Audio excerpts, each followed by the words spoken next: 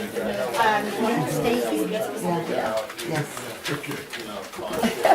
Tom, you guys want, Well, we're just about to start our meeting, so, stay do you mind if, okay. can I get back to you? Get them for the rest of the guys. I gotta open the And, meeting for like 2 minutes. You guys all need one too? I'd like to.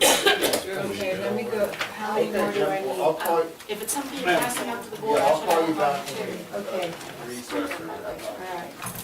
How are you this morning? It's some documentation where it's a newspaper, channeling the success of the Yes. state of Jefferson, if I understand it right. Did I Yes, get I need that? information to the agenda. Bill and I took off yesterday, was down to Chico, went up to Yeah, it Reading. was for what? I'm looking forward to the day before the period. It's going to take a little while. Thank you.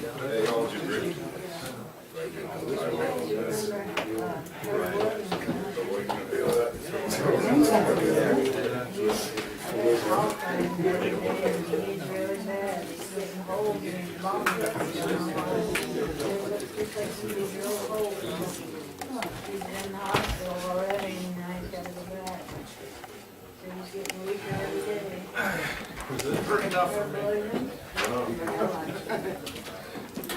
Yeah. Oh, yeah. Well, no, Yes, she wanna know why they still have the zoo over here, you know, he's trying to kill him. Call the FBI and everything on him.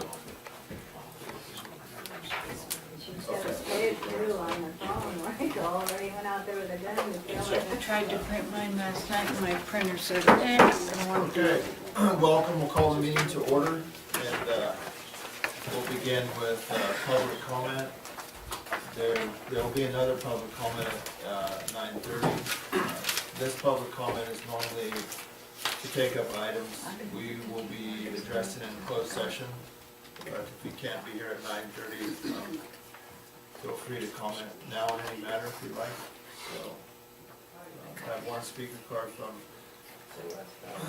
Joe Murray, but I think he wanted to go. I'll do it on the next one, Okay. thanks. Is there anyone else that would like to? I just have a quick question on the closed session, on Grace Foundation. What, city or what court is that in? It's not listed on your agenda.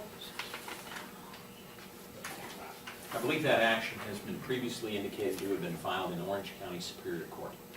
Orange County, would it be too much to ask if you would put that on the agenda from now on? Orange County? You can't, you can look it up easier. The public can look it up easier if they have the court. Thank you. I'll discuss that with the CAO and we'll make an appropriate response. Thank you, ma'am. Oh, I'm sure you will, Mr. Yes, Burns. thank you. All right. Is there anyone else? All righty then. We'll go into closed session and, Richard, would you just announce the items to be discussed in closed session? sure. Board will be going into closed session for 4 items. 1, conference with legal counsel, significant exposure to litigation pursuant to subdivision B, government code 54956.9, 2 cases. They will also be going into closed session to discuss existing litigation, Grace Foundation of Northern California versus Wells Fargo Bank et al. Case number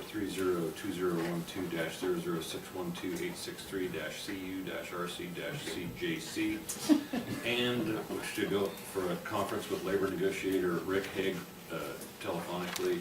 The board will convene as the Lassen County In-Home Supported Services Public Authority for discussion with the California United Home Care Workers Local 4034 on labor negotiations.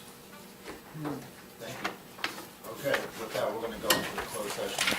All right. Call the meeting back to order, and we'll start off with the pledge.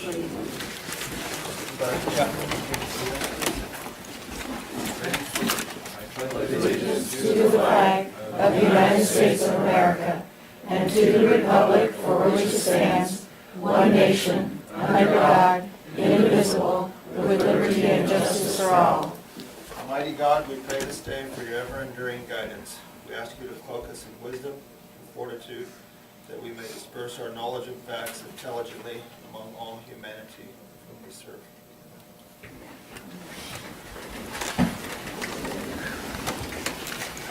Okay.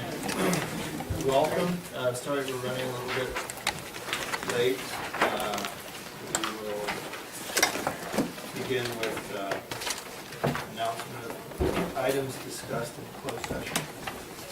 The board met in closed session to discuss significant exposure to litigation, and they've continued that closed session until the conclusion of this meeting. The board also met in closed session to discuss existing litigation, Grace Foundation versus Wells Fargo Bank et al. That has also been continued. And the board met in closed session with conference with labor negotiator Rick Haig to discuss the Lassen County In-Home Supportive Services Public Authority negotiations with California United Home Care Workers Local 4034 via telephone conversation. And with that item, direction is given to staff. So there's no report of action. Okay, we'll move on to agenda approval, additions, and or deletions. We have one change. Help me with the item. Okay, on, is it H2? No. Yeah, it's on H1. H1. Yeah, the term of the contract should be July 1st, 2014 through June 30th, 2015. And documentation provided, that's correct. It's just a typo.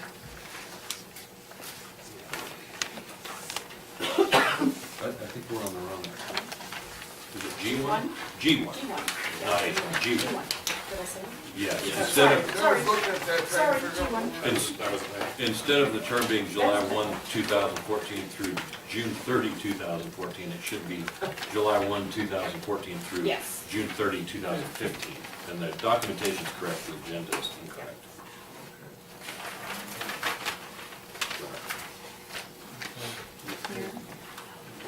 Yeah, I'll make those Tonight. changes. Alrighty, it's been moved and seconded. All those in favor, say aye. Aye. Chair votes aye. Okay, we'll move on to public comment. I have one speaker card. If you haven't filled out a card and if you'd like to talk in public comment, just raise your hand. I'm going to call Joe Marie first. And if you're here for any item on the agenda, there'll also be an opportunity to talk on the matter before we take up the item, or you can go at this time. So, Joe Marie. Okey-dokey.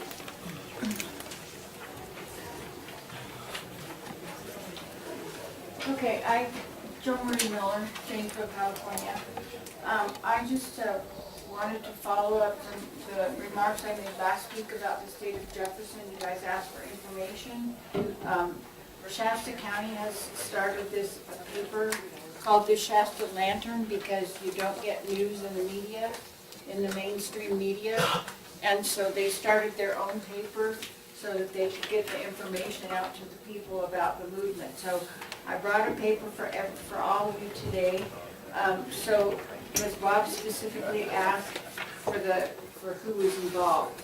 So far, this is who is involved in what's happening. But if you look inside the paper, each it goes by county, and it tells you where they're at and what they've been doing.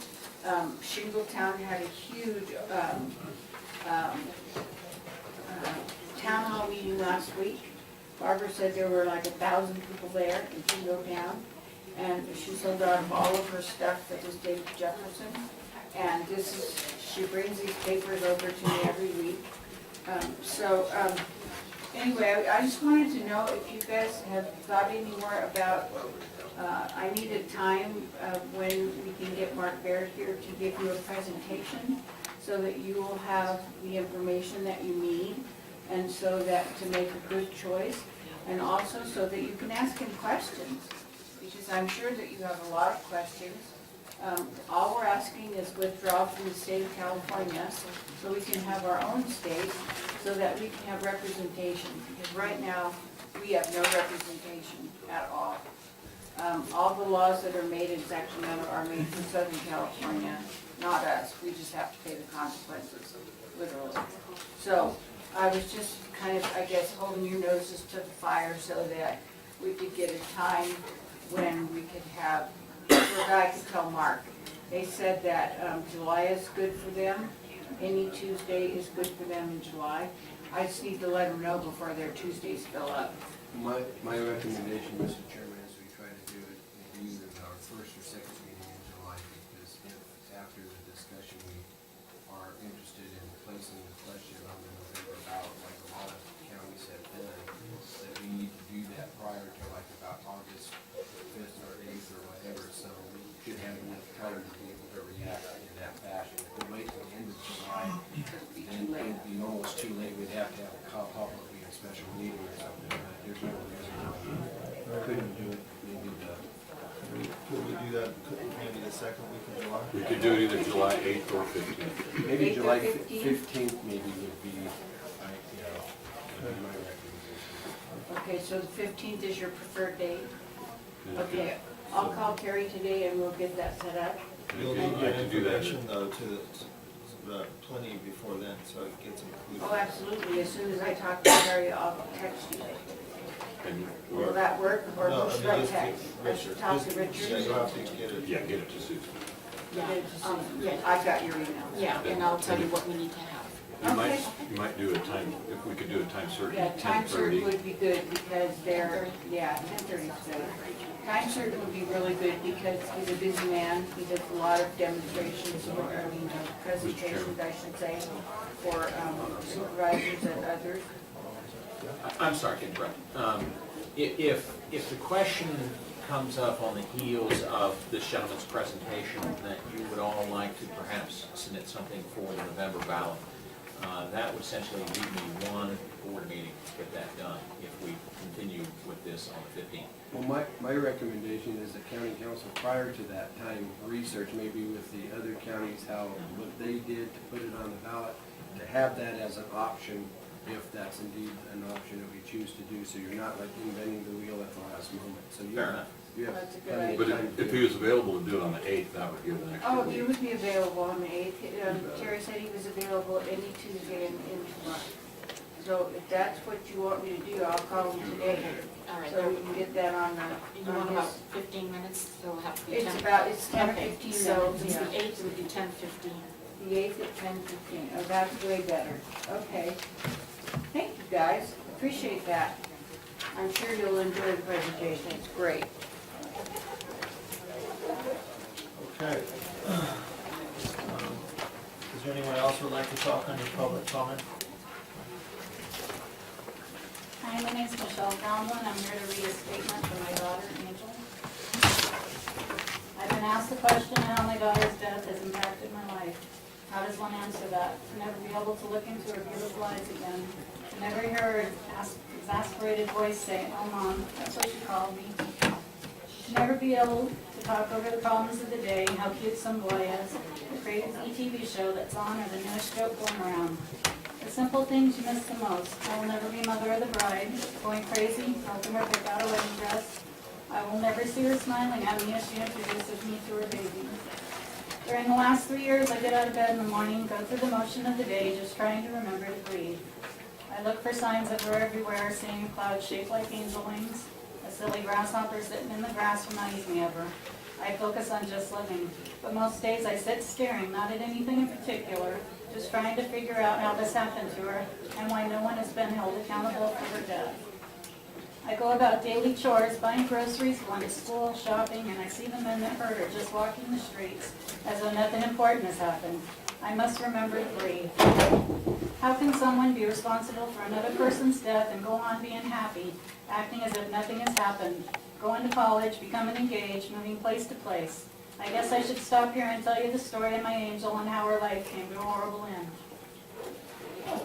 The date and time I last spoke to my daughter Angel is imprinted on my mind forever, and the sweet sound of her voice lives within my soul. Her story begs to be told.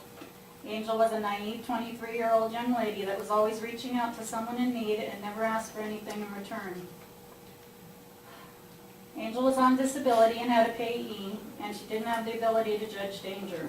Trusted everyone that she came across, and she was very naive. Her kindness was often mistaken as weakness, and people took advantage of her. Angel's compassionate nature and willingness to help people is what I believe led to her demise. Angel introduced me to a man much older to her who was a supposed friend of hers just 2 weeks before I'd hear his voice again, and he made my skin crawl. I answered the phone on 9/4/2011, and on the line was the man I knew was trouble. He told me my daughter was breathing but would not wake up. I melted into terror and her life flashed before my eyes. I knew I had to pull it together for the sake of my daughter, and I told him to call 911, and I rushed to the nearest hospital where she arrived. When arriving at Banner Lassen Hospital, I was approached by 2 young males. One of them told me Angel was unresponsive. They had found her on the bathroom floor unconscious and moved her to a bed. One of the men was visibly shaking, crying uncontrollably, and he walked over to the wall where he hugged himself. I was overwhelmed by fear and horrified to see my daughter in the emergency room. The nurse was icing her hand, trying desperately to get a vein for the IV. I saw numerous bruises on her lifeless body, as well as drawings and words in ink I knew Angel would not willingly have allowed to be put on her skin, given the matter. I could only imagine the horror that she went through before getting medical attention. The man who notified me stood by her bedside as though he was guarding her, and his possessiveness was bizarre, and his behavior was erratic. I looked into his glassy eyes, and he seemed under the influence of something. He began telling me of the kinds of drugs that would later be found in my daughter's blood work. The medical staff was working on Angel, but by the time she was in a deep coma. Within the hour, she was airlifted to a renowned hospital in Reno. In 7 days, my daughter would be gone forever. The police did not investigate the events which led to my daughter being hospitalized. My motherly instinct told me that my daughter had been drugged involuntarily while she was in that man's home. The 2 other men know what truly happened that night but are not revealing the truth. They haven't even been interviewed. I am enraged at the way the hospital staff treated my daughter. They disregarded her as though she was a junkie that overdosed and had no desire to live. I am sickened, saddened, and consumed by grief. Everything seems surreal. I didn't want the man I felt responsible for Angel's death to be anywhere near her. Renowned policy is that anyone can be in the ICU, and until Angel woke up and told him to leave, I couldn't get him out. During his stay, he continued to write on Angel. At one point, he kicked her ventilator plug out of the wall, claiming he was looking for something, and he didn't plug it back in. Finally, after causing additional trouble, the hospital banned him. When Angel was admitted to the hospital, she had bruising all over her. I questioned the staff about this, and the pictures were taken of bruising. What happened to the pictures? I questioned a rape kit be done and was told it would be. What happened to the test? The care flight nurse came to me and asked about the bruising around Angel's neck. She said she would file a report on what she observed. What happened to the report? My daughter Angel passed away on 9/10/11. Almost 3 years later, I'm still fighting to have her case investigated and her reputation restored. Let me correct that. My daughter didn't just pass away. I had 7 agonizing days watching her struggle for every breath, knowing it wasn't going to get any better. On day 7, and after much praying and soul searching, I made the hardest decision of my life. Life support was stopped, and several hours later, Angel took her last breath. Angel described herself as having a poetic soul, and I wish for her to be treated with the respect she is so deserving by having poetic justice. The men that were with her at the time of the incident need to be held accountable. They left Angel unconscious 16 hours before calling 911. When I received a copy of her medical records at Banner Lassen, I discovered there were multiple drugs in her system. There were 2 date rape drugs, extreme high doses of benzodiazepine, marijuana, methadone, ketamine, also known as angel dust. I know she would not have taken these on her own. After Angel passed away, I went to Susanville Police Department and spoke to Officer Melito on 3 separate occasions. He informed me that he had closed my daughter's case because he didn't feel there was anything to investigate. He also informed me he was still investigating a case that was several years old and he didn't have time to investigate hers. Officer Melito told me to give up. The investigation was not going to happen. Officer Melito claimed that when he arrived at the apartment after receiving the 911 call, Angel was found on the bed, unresponsive, and the paramedics were working on her to move her to the hospital. There was no one in the apartment but Angel. The person who had called 911 had also fled the apartment. At no time was it ever considered to stage the apartment for an investigation. He didn't even care enough to see why she was alone. He claimed she was talking and laughing with him. It wasn't a police matter. When we got to the hospital, the doctor said she was hour 16 into a drug overdose, and there was no way she could have been talking or laughing with Officer Melito. When we told Officer Melito of a conversation we had with one of the men who had been there, his comment back to me was that he personally knew this man, Officer Melito, and he didn't believe this man would ever do anything to hurt Angel. There are medical records and comments from different people that the men I talked to. I believe my daughter was held against her will, given drugs to subdue her, raped, beaten, and left to die on the bathroom floor. The medical records show that there was water in her lungs so much they were unable to intubate her at first. When I asked how that happened, one of the men claimed she was put in the shower because she wouldn't wake up. To have that much water in your lungs, you'd have to be held underwater. When I asked why they didn't call 911 sooner to get help, one of the men claimed he knew more about paramedics and she was going to die anyways, so there was no reason to call. Why did the police officers never look into this? Why am I still having people say to me 3 years later they never heard Angel's death? Do you have any idea how painful it is to look in the paper and read about missing dogs and think no one cared enough to write about my daughter? I was told a year ago that the case had been reopened and Detective Warner would be working on the case. I went and talked to Detective Warner, and I do commend him for at least putting out some effort. However, it's been a year and nothing or little's been done. I went to the DA's office when it first happened, and I was told he could do nothing, and I was referred to victim witness. That was a dead end from the beginning. I'm sure after hearing my story, you're thinking I'm out to get something. The only thing I've ever asked for is justice for Angel. I don't ever want to pick up the paper or read on the internet that someone else's child has been victimized not only from the attacker, but also from law enforcement. If nothing else, maybe we need to look at the way first responders handle a crime scene. Should just one person be allowed to make decisions as to whether a possible murder has taken place?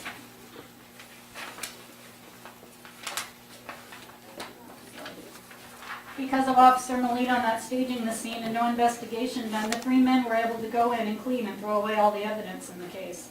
Would the City of Susanville Police Department like to conceal the truth behind my daughter's death? I've asked myself that question so many times. How can there be so many mistakes, accidents, or just plain stupidity in the case not to have it revealed? It's a problem we need more detectives on the force. It's a problem we need to have our officers better trained on the job. It's a problem we need to hire young men who have no, it's a problem that we hire young men that have no business wearing a uniform. It's a problem that people don't care enough for one another. It's a problem that the city police and the sheriff's department don't work together enough. I don't know the answer to any of these questions, but I hope if nothing else comes from this meeting, it's that each and every one of you stop for a minute and think about the next young person that's going to be killed and pray it isn't someone close to you. Angel was loved. She's a beautiful young woman. She has a mom, dad, brother, aunts, uncles, grandparents who love her. We feel her loss every day.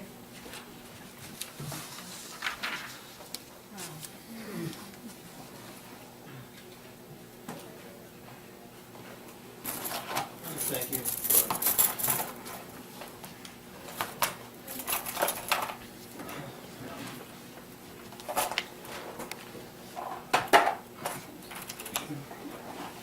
Viola McCain. I wrote a master's degree regarding abuses that happened to women in 1976. And all I can say is that Angel truly is an angel now. And I worked down at Jacksonville. And I also worked in a place called Stepping Stones, residential care for girls in Reading, incorrigible runaways, and wards of court. I've seen both sides of the story. And I think when things are left undone and are kept a secret, then justice can never be done, completed.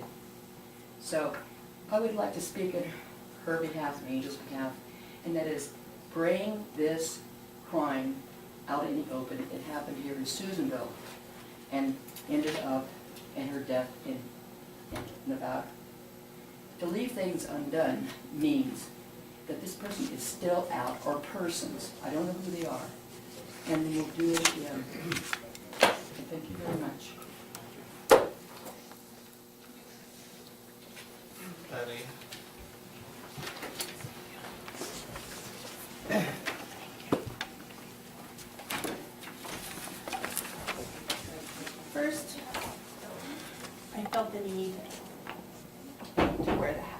this is the people's meeting, not yours. This is the people's meeting. This board and those that sat there before you have shown no respect for the Brown Act. This open meeting law allows for public discussion on every agenda item. We all need to know that. You can talk on anything that's on the agenda. The videos now show that you allow public discussion only on selected agenda items. Agenda items selected by the chairperson. The arrogance of the chair to move controversial agenda items to the end of the meeting is shameful. It is the responsibility of each of you to comply with the Brown Act. If you see infractions, and I don't know how much you know about the Brown Act, but if the chair does not allow public comment on an agenda item, you can say something. We never hear corrections from this side, from this desk. You never hear. It's just allowed to happen. So look up 549, 54.3 in the Brown Act. Memorize it. Because it's not just his, he gets the blame now for not allowing public comment. But it's all of you that can correct this. Learn it. 549, 54.3. Never has any CAO or county council ever stood up and told this board or any other board that you failed to follow the Brown Act. Public comment's the worst. The videos now are proof of the fact that you abuse the Brown Act. What's really, the reason I'm really here speaking today is the snarky comments and insults made by board members, not all of you. County council and the CAO after a public comment. Somebody comes up. Today you're going to be very quiet because of what you've just heard. But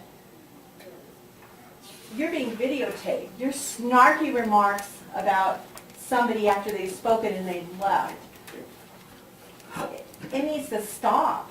None of you are innocent on this.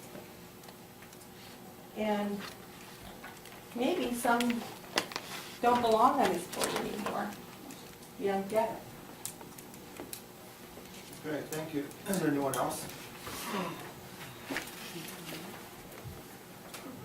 Okay. Okay, let's quickly take up unagendized reports by board members.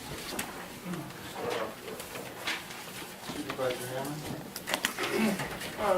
CAO Egan and myself participated in a conference call with California Governor's Military Council last week, and that led to this request to us to join the Association of Defense Communities.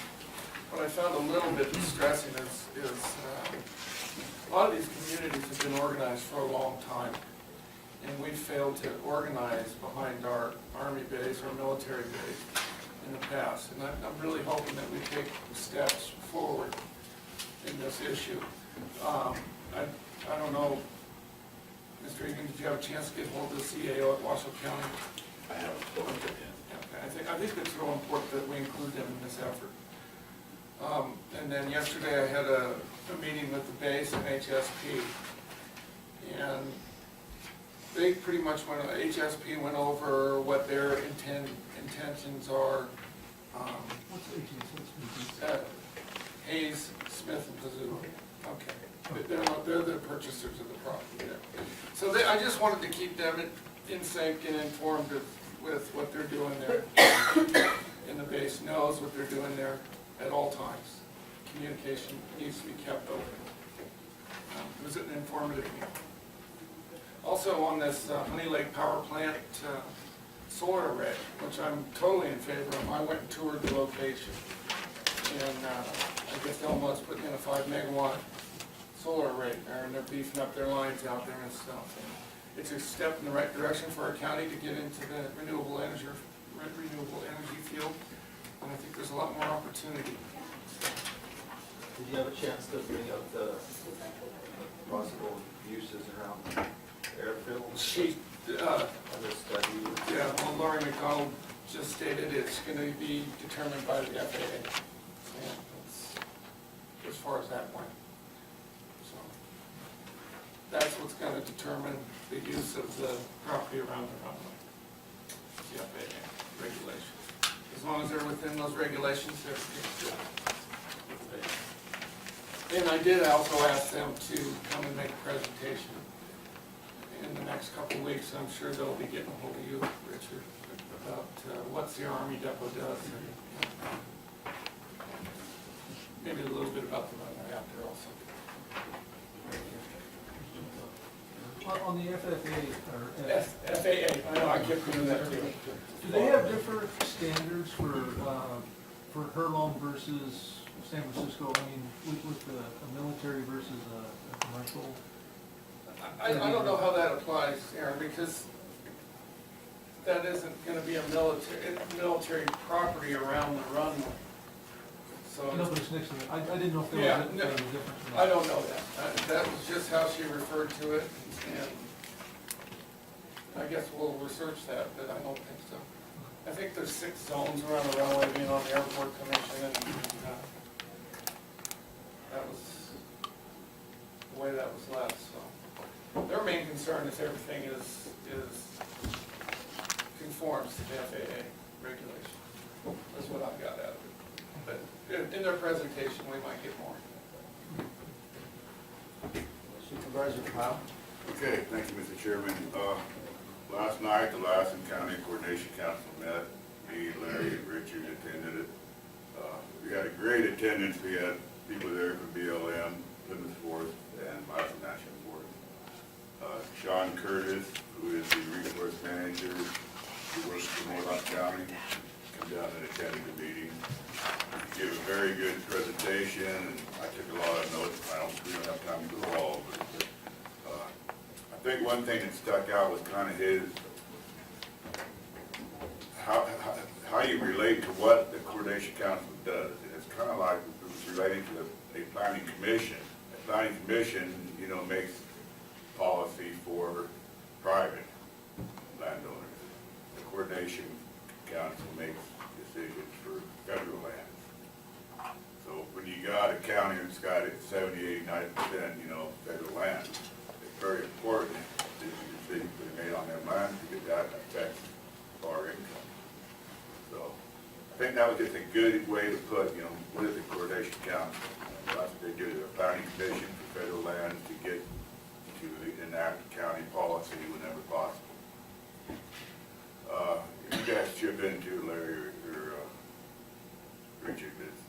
I think what we decided and what we're learning to do this council right, we do need a staff person. It is beyond the scope of volunteers doing it, which it haven't been. So we need to look at, you know, and there may be a avenue, we're researching it now, but you're going to be looking into it to maybe Mr. Curtis could work part-time for us. We don't figure we have the resources for a full-time person, but that's about $100,000 across Mohawk County to have Mr. Curtis. So maybe we can share him at a lesser amount. A lot of the issues are the same. Mohawk County and Lassen County are very similar. So we would look into the possibilities of that. Mr. Curtis is extremely well-versed, educated on EIA, VA, EIS, I guess, is federal environmental assessments and needs it. The man would be a great asset to Lassen County. And then on BLM, they're looking at buying a piece of private land on the back of the map around down by Fort Sage. There's 645 acres they're looking to acquire and make a trail. Yeah, it's kind of surrounded by the existing BLM trail, so it just makes